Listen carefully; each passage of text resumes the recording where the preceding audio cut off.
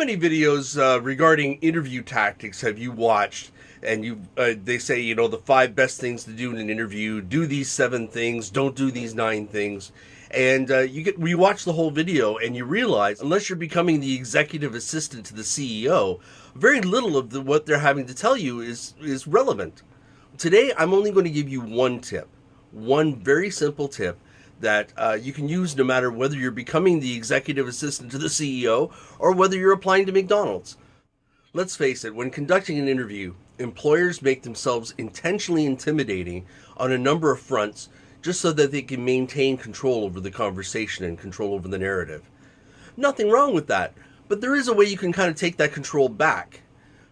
First of all, they conduct the interview in their office or a place of their choosing, and that's so they maintain control over the environment.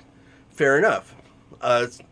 Often they have like a comfortable chair for themselves and a less comfortable chair for the interviewee, and that's also to keep the interviewee a little bit off balance, keep them a little uncomfortable so that they can answer the questions that they're being asked with a little bit of pressure on them. I know this sounds a little nefarious, but a lot of managers, they're told that they need to maintain control of a situation in order to manage. So they're not intentionally being malicious or mean. It's just the way they think things go. Sometimes it seems a little lopsided, where all the power and control is kind of in their hands, isn't it? I love when they have like 2 or 3 or 4 people in on the interview.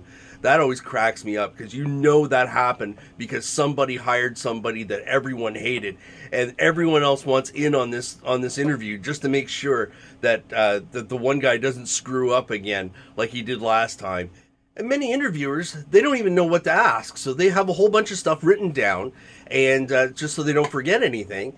And away they go. What's your name? What have you done? How old are you? Where are you? Blah, blah, blah, blah, blah.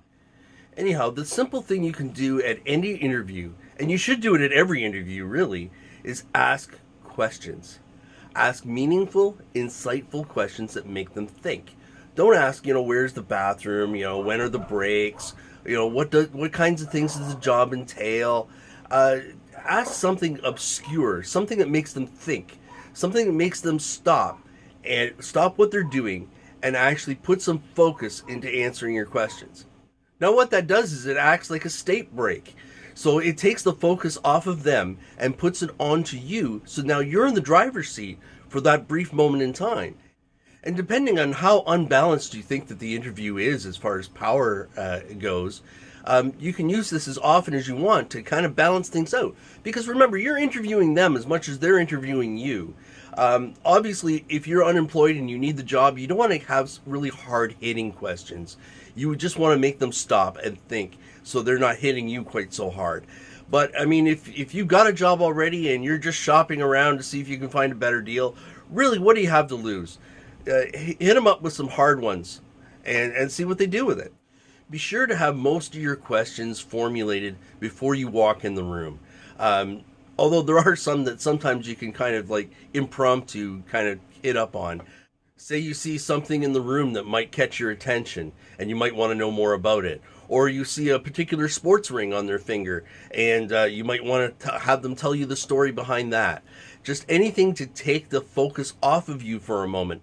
Preferably what you want to do is you want to use these questions to create connection and make yourself memorable amongst your competitors. Let's face it, if you were called in for an interview, you're probably qualified for the job. You probably have the experience you need. You probably have all the credentials. You're just competing against other people with the same credentials, experience, or expertise.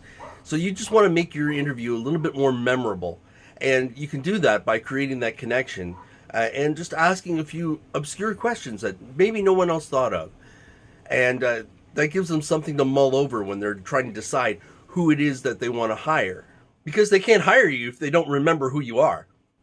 I hope that helps you. That's all I have for today. Thanks for watching, and I'll see you next time. If you found this video helpful, please like, share, subscribe, and ring that bell for more content. Thank you very much. Until next time.